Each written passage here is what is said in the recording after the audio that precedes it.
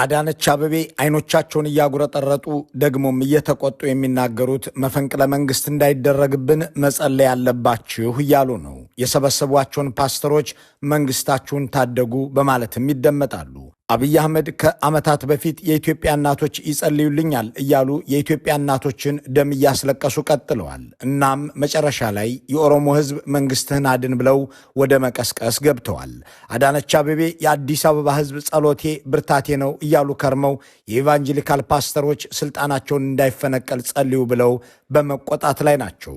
ብልጽግናዎች በወንድማማቾች መካከል ጸብን መዝራት ያስደስታቸዋልና የጨፈጨፉትን የኦሮሞ ሕዝብ መንግስትህን አድን በማለት ለመከራ የዳረጉትን ማህበረሰብ ተጠቃሚ ያስመስሉታል። በሰሜንና ምዕራብ ኢትዮጵያ የማገዱትን ወጣት ኢየሱስ ላስቀመጠው መንበር መሞቴ የተገባ ነው እያሉ ካስጨረሱት በኋላ የወላይታና የሲዳማን እንዲሁም የኦሮሞን እናት መርዶ እንኳን አልነገሯትም። አሁን ደግሞ ፓስተሮቹን መፈንቅለ መንግስት እንዳይደረግ ጸልዩልን እያሉ መጥተዋል። ለመንግስታችሁ እንድትጸልዩም መጽሐፍ ያዛችኋል ይሏቸዋል። በጸሎት የዳነ የፈርዖን መንበር እንደሌለው ሁሉ በታላቅ ትዕቢት መወጠር እንደ ናቡከደነጾር ሳርን የሚያስግጥ መሆኑ እንደሚታወቀው ሁሉ ገበሬን እየገደሉ ለመኖር የሞከሩት እነ አክዓብ ተዋርደው ፍጻሜያቸው እንደሆነ ሁሉ የእናንተም እንደዚሁ ነው። ይልቅ አትግደል፣ አትዋሽ፣ አትስረቅ እያለ የሚዘረዝረውን ትእዛዝ አክብሩት ያላቸው ፓስተር የለም። ቁም ነገሩ የፓስተሮቹ ጸሎት ሳይሆን የአዳነች ስጋት ነውና እሱ ላይ እናተኩር። አዳነች አቤቤ የሰጉበት ደግሞም የገባቸው አንዳች ነገር ያለ ይመስላል። እንዳንፈነቀል ጸልዩ ሲሉ እሳት በሌለበት ጭስ አይጠፋምን ያስታውሳል። በእርግጥ ከንቲባዋ ብቻ ሳይሆኑ አለቃቸው ጠቅላይ ሚኒስትሩም መፈንቅለ መንግስትን ደጋግመው እያነሱ ሲተነትኑ ከርመዋል።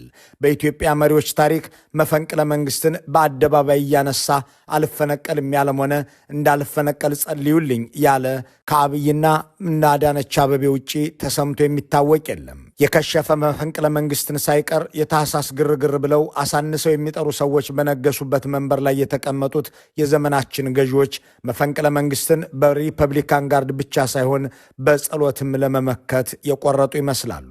በእርግጥ ሚሊዮኖችን ለእልቂት፣ ሚሊዮኖችን ለመፈናቀል፣ ሚሊዮኖችን ለድህነት፣ አያሌዎችን ለእስር ቤትና ለስደት የዳረገ እንደ ብልጽግና ያለ አገዛዝ ፍጻሜ ከሚያገኝባቸው መንገዶች አንዱ መፈንቅለ መንግስት ነው።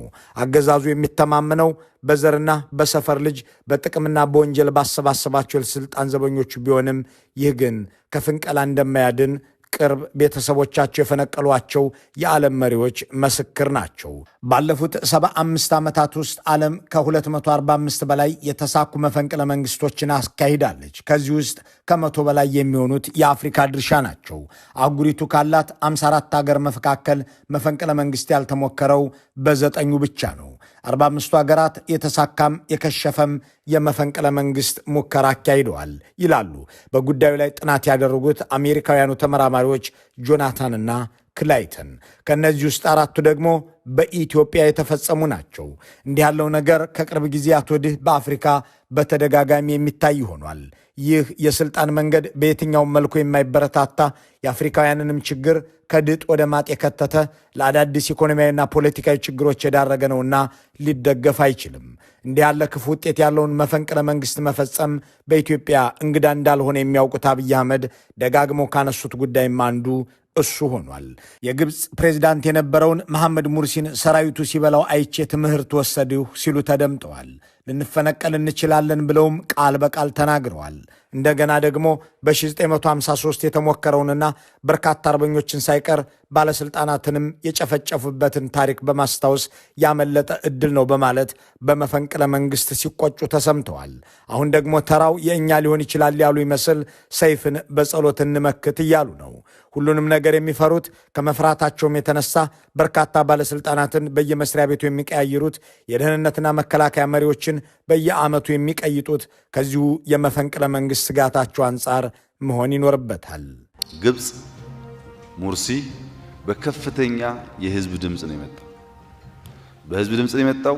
የመጀመሪያው ዴሞክራሲያዊ ፕሬዝዳንትም ነው ይባላል። በምርጫ የመጣ ህዝብ ሙቭመንት አድርጎ እንደኛ በምርጫ መጣው። በምርጫ ሲመጣና በሆያ ሆዬ ውስጥ ሲቀመጥ የሴኩሪቲ ሰርቪስ ሪፎርም ፕራዮሪቲ እንደሚገባው አውቆ ስላልሰራ ሴኩሪቲው በላው። ከሙርሲ ተማር። ሴኩሪቲ ሰርቪስ ሪፎርም ያስፈልጋል። ካልተገራ በማንኛውም ሰዓት መፈንቅለ መንግስት ሊል ይችላል። ሴኩሪቲ ሰርቪስ ሪፎርም የሚባለው ለአብይ አህመድ ፖለቲካዊና ሀገራዊ አጀንዳን ማስተዋወቅና በዚያም ላይ መስራት ሳይሆን በዘር ማንዘርና በጥቅማ ጥቅም የተተበተበን ሰው መሾም ነው። እናም የሰፈሬን አሊያም የምሰፍርላቸውን የሚቀበሉ ሰዎችን መሾም ስልጣንን ያሰነብታል ብለው በማሰብ እንደ ሙርሲ ላለመፈንቀል ከሙርሲም ተምረው መከላከያውን እነ ሳረ እንዲገደሉ ተደርጎ እነ ብርሃኑ ጁላ እንዲይዙት ተደረገ።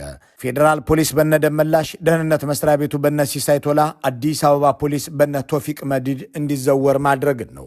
በሆያ ሆዬ ውስጥ ተቀምጦ የጸጥታ ደህንነት ተቋሙን ሳያሻሽል በመቅረቱ የደረሰበትን ችግር ከሙርሲ ተማርን የሚሉት ጠቅላይ ሚኒስትሩ እንዳሉት አድርገዋል።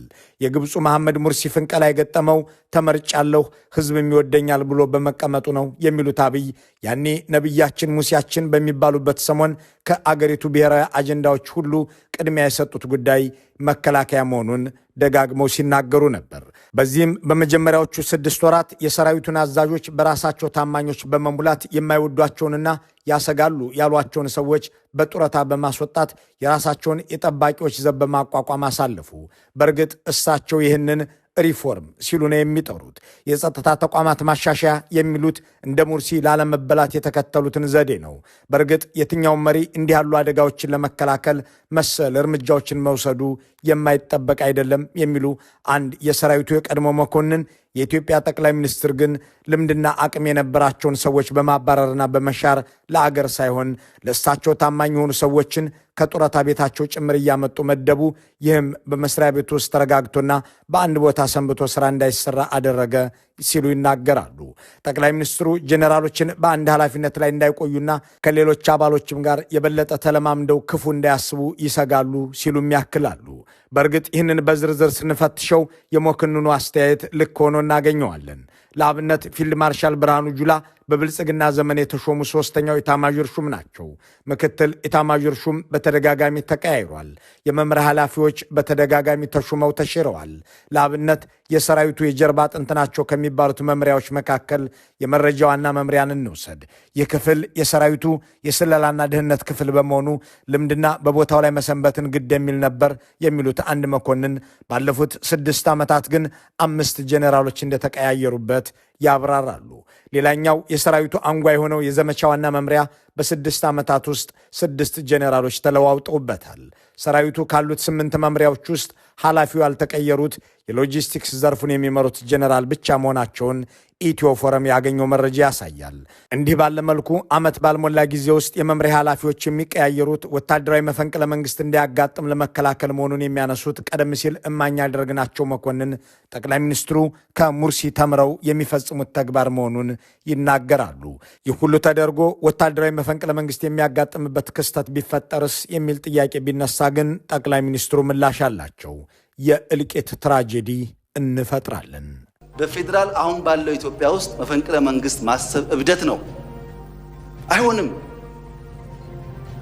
በአንድ ጀንበር መቶ ሺዎች የሚታረዱበትን ትራጀዲ እንፈጥር ይሆናል እንጂ መንግስት መሆን አንችልም። የእኔን ስልጣን በፍንቀላ ለመውሰድ ጥረት ቢደረግ በመቶ ሺዎች እንተላለቃለን ቢሉም መፈንቅለ መንግስት የማይሞከርበትን ምክንያት ግን አላብራሩትም። ለዚህም ሰራዊቱን በራስ ታማኝ አዛዦች እንዲመራ ማድረግ፣ ሁለተኛም ጄኔራሎቹን በአንድ ቦታ ረግተውና ከቢሮም ሆነ ከባልደረባ ጋር ተላምዶ እንዳይሰነብቱ ማድረግ የሚሉት እንደ ምክንያት ሊቀመጡ ይችላሉ። ከዋና መምሪያ ኃላፊዎች ውጭ ያሉት እዞችም እንዲህ ባለው መርህ እንዲመሩ ተደርገዋል። እዞች ይፈርሳሉ፣ የሰራዊት አደረጃጀት ይቀያየራል፣ በአንድ ቦታ ላይ የሰነበታና የተረጋጋ ጄኔራል ወዳጅና አንጃ ሊፈጥር ይችላል በሚል እንዳይከርም ይደረጋል። ጥልቅ የሆነው የአብይ አህመድ ፍርሃት አገሪቱን በጦርነት እሳቸውን በስጋት እንዲቀጥሉ ያደርጋል። በመከላከያ መጠበቅ አያዋጣም ብለው እሳቸውንና ቤተሰባቸውን እንዲጠብቅ ያቋቋሙትን ሪፐብሊካን ጋርድም ከዚሁ ከአመራሮች መለዋወጥ እንዲያመልጥ አላደረጉትም።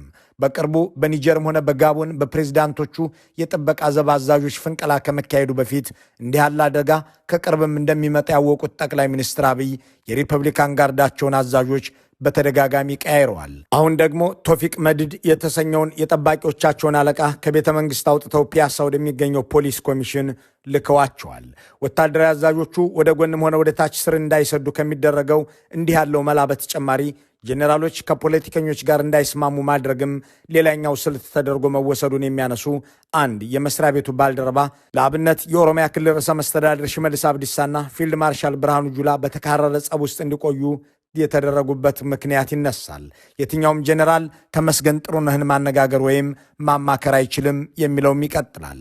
በማጣላትና በማራረቅ ከሚከተሉት ስልት በተጨማሪ ጄኔራሎችን በኢኮኖሚያዊ ጥቅምና በወታደራዊ የማዕረግ እድገት መያዝ የሚለውን መጠቀም የወታደሮችን ልብ ለመያዝ አገልግሏል የሚል ማሳያም አለ።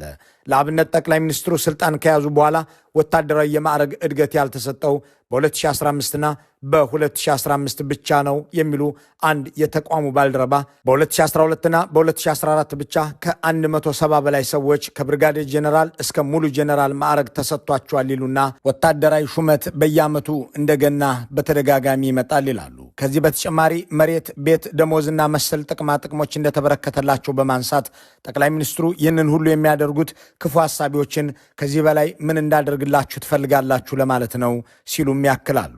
ከዚህ በተጨማሪም ሰራዊቱ በርስ በርስ ጦርነት ውስጥ እንዲገባና ከአዲስ አበባ እንዲርቅ ስራ እንዲበዛበት መደረጉ በዘርና በሃይማኖት እንዲቧደን መሆኑ የጎሪጥ እንዲተያይ እንጂ አፈሙዝን ወደ መሪዎቹ እንዲያዞር አያደርገውም ብለው ያስባሉም ይላሉ። እንዲያም ሆኖ ይህንን ሁሉ አድርገው የተበተቡትን የጸጥታ ኃይል ይፈነቅለኛል ብለው ያስባሉ። የራሳቸውን ሹማምንትም አያምኑም። ለእኔ ተገዙ፣ ክፉ እንዳታስቡም ይሏቸዋል።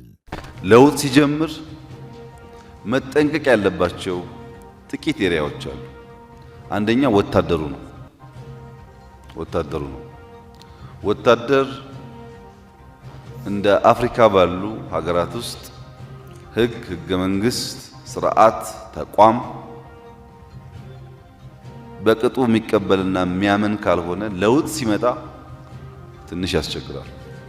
እዚህ ያለን ሰዎች ምናልባት አንዳንዶቻችን ሳይንቲስት ልንሆን እንችላለን። ምጡቅ አእምሮ ያለን ሊሆን ይችላል። እሱን ጊዜያችሁ ደርሶ እስክትሆኑ ድረስ አሁን ላለው ፓርቲ ተገዥ መሆን አለባችሁ። በፓርቲ ውስጥ ፓርቲ፣ በአይዲያ ውስጥ አይዲያ፣ በቪዥን ውስጥ ቪዥን አይሰራም። እንደሱ ከውስጥ ገብታችሁ እንዳትፈነቅሉኝ እኔ ኢህአዴግን ከውስጥ ገብቼ ፈንቅየዋለሁ ወዘተ የሚለው የአብይ አህመድ ማስፈራሪያ አሁን በጸሎት እንዲታጀብ በአዳነች አቤቤ ጥያቄ ቀርቦለታል።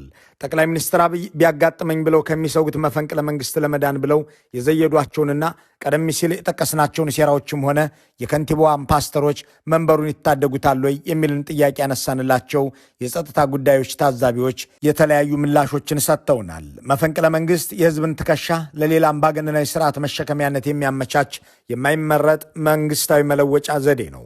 የጦሩ ጠቅላይ አዛዥ በመደለያና በሌሎች መንገዶች እየተከላከሉት ያሉት ይህ ጉዳይ የማያጋጥም አይደለም የሚሉ ሰዎች ከሚያቀርቧቸው ክርክሮች አንዱ ጠቅላይ ሚኒስትሩ ስለ መፈንቅለ መንግስት ጦሩን አለማምደውታል ይሉና ጥቂት ማሳያዎችንም ይዘረዝራሉ።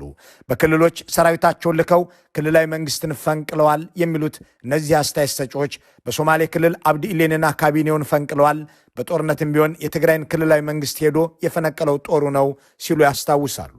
ይህ ደግሞ መፈንቅለ መንግስትን ማለማመድ ነው በማለት ያበረታታሉ። ሰራዊቱ በክልሎች ውስጥ መፈንቅለ መንግስት ማድረግ እንደሚችልም ያለማመዱበት ሌላኛው ሁነት የአማራ ክልሉ የ2011 ክስተት መሆኑን ያነሱናም ያንን የክልል ባለስልጣናት መገዳደል መፈንቅለ መንግስት ነው ማለታቸው ለሰራዊቱ ከፍ ያለ የፍንቀላ ሐሳቤን እንዲያሰላስል የሚያደርግ ልዩ ልምድ ነው ይላሉ። በእርግጥ ጠቅላይ ሚኒስትር አብይ በባህር ዳር ተካሂዶ የነበረው የባለስልጣናት ግድያ የመፈንቅለ መንግስትን መስፈርቶች አያሟላም ተብለው ቢተቹም እሳቸው ግን በግድ የፍንቀላ ሙከራ ነው ብለው ተናግረዋል። እንዴት መፈንቅለ መንግስት ይባላል ይሉናል። መፈንቅለ መንግስት ነው። ይህ ህገ መንግስታዊ መፈንቅለ መንግስት ነው። የብልጽግናዎች ጠቅላይ ሚኒስትር ሆይ ይህ ህገ መንግስታዊ መፈንቅለ መንግስት ማለቶ ምንድን ነው? ህገ መንግስታዊ ፍንቀላ አለ እንዴ? ወዘተ የሚለው ጥያቄ መነሳት ከነበረበት ብዙ ዓመት ያለፈ ቢሆንም እንዲህ ያለውን ንግግራቸው ግን ለሰራዊታቸው የሚሰጠውን መጥፎ ትምህርት ልብ ያሉት አይመስልም። ጦሩን መፈንቅለ መንግስት ያለማመዱበት ሌላኛው አጋጣሚ በሀገረ ሶማሊያ ያደረጉት ነው የሚል አንድ የቀጣናው ታዛቢ የቀድሞ ወዳጃቸውን የመሐመድ ፎርማጆን ተቃዋሚዎች ከክልላዊ ግዛቶች ለመፈንቀል ሰራዊቱን ተጠቅመው እንደነበር ያስታውሳል። በዚህም የደቡብ ምዕራብ ክልል ፕሬዚዳንት የነበረውን ሙክታር ሮቦውን ለመፈንቀል ያሰማሩት ጦር ተልእኮውን አሳክቶ ፕሬዚዳንቱን ማሰሩን፣ የጁባላንድን መሪ አህመድ ማዶቤን ለመፈንቀል የተላከው ጦር ግን ሳይሳካለት መመለሱን በመግለጽ ጦሩን እንዲህ ያሉ መጥፎ መንገዶችን ስላስተማሩት ያንኑ ቢመኝ ላይገርም ይችላል ይላሉ። በእርግጥ በአገሪቱ ውስጥ ጠቅላይ ሚኒስትሩን እስከ ማስወገድ የሚደርስ ፍንቀላ ማካሄድ የሚቻልበት እድል መኖሩን ራሳቸው በፓርላማ ቀርበው ክፉ ሀሳቢዎች ሪፎርሙን ሊያጨናግፉ ቤተ መንግስት ታጥቀው መጡ በማለት በ2011 ፑሽ-አፕ አሰርተው የላኳቸውን ወታደሮች እቅድ አብራርተው እንደነበር አይዘነጋም። ካቢኔ ስብሰባ የሰበሰቡ 5 እና 10 ሰዎች ለክፉ ዓላማ ቀስቅሰው የታጠቀ ወታደር ቤተ መንግስት ድረስ መምጣት የሚችልበት ሀገር ነው እንኳን የቀበሌ ሰርቪስ። ያ የታጠቀ ወታደር የመጣበት ሁኔታ ትንሽ ብዥታዎች ስላሉ በዚሁ አጋጣሚ ለመግለጽ የአመጣጥ ይህ ህገ መንግስታዊና አደገኛ ብቻ ሳይሆን ኢንቴንሽኑ ሪፎርሙን አቦርት ለማድረግ ነው። እንዲህ ያሉት የአደባባይ ንግግሮቻቸው ያልተጠኑ የሚያስከትሉትን ጉዳት ከግምት ውስጥ ያላስገቡና ከአንድ መሪ የማይጠበቁ ቢሆንም መሰል ማብራሪያዎቻቸው ግን ጦሩን ክፉ እንዲያስብ ሊያደርገው ይችላል የሚለው ሌላ ግምት ነው።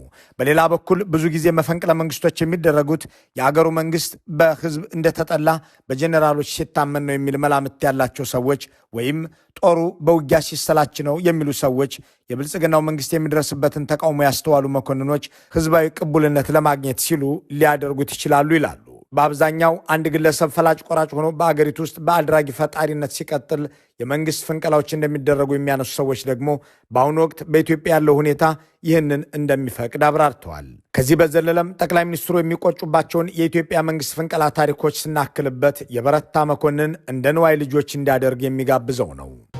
53 ዓመተ ምህረት እድል ነበረ።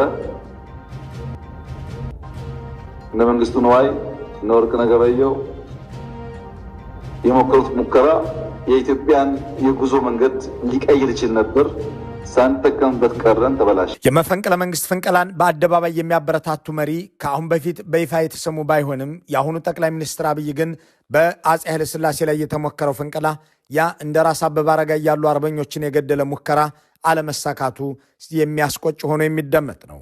ይህ ቁጭታቸው ንጉሱ ሚሊዮኖችን በጦርነት ሳይገድሉ 30 ሚሊዮን ህዝብ ለተራጅነት ሳይዳርጉ 3 ሚሊዮን ህዝብ ከቤት ንብረቱ ሳይነቅሉ ሚሊዮናትን ከትምህርት ቤት ውጭ ሳያስቀሩ የተሞከረባቸው መፈንቅለ መንግስት ልክ ከነበረ ይህንን ሁሉ ያደረጉት እርስዎ ላይ ተመሳሳይ ነገር ቢፈጸም ስህተት የሚሆነው በማመመዘኛ ነው ብሎ ለሚያስብ ወታደር ጥሩ ግብዣ ይመስላል። ጄኔራሎቹ ያሉበት ወቅታዊ ምቾት እንዲህ ያለን ነገር ለማሰብ ባይፈቅድላቸው እንኳን በችግርና በችጋር ውስጥ ያሉት መስመራዊና የበታች መኮንኖች መንግስትን ስለመፈንቅል ሊያሰላስሉ ይችላሉ የሚሉ አስተያየት ሰጪዎች ለዚህ በደርግ ዘመን የተካሄደውን የሻለቆችና የመቶ አለቆች አብዮት እማኝ ያደርጋሉ። በአገሪቱ ስር ነቀል ለውጥ ተካሂዶ እኛም እንደ ደርግ ጄኔራሎች ለብተና ለስደት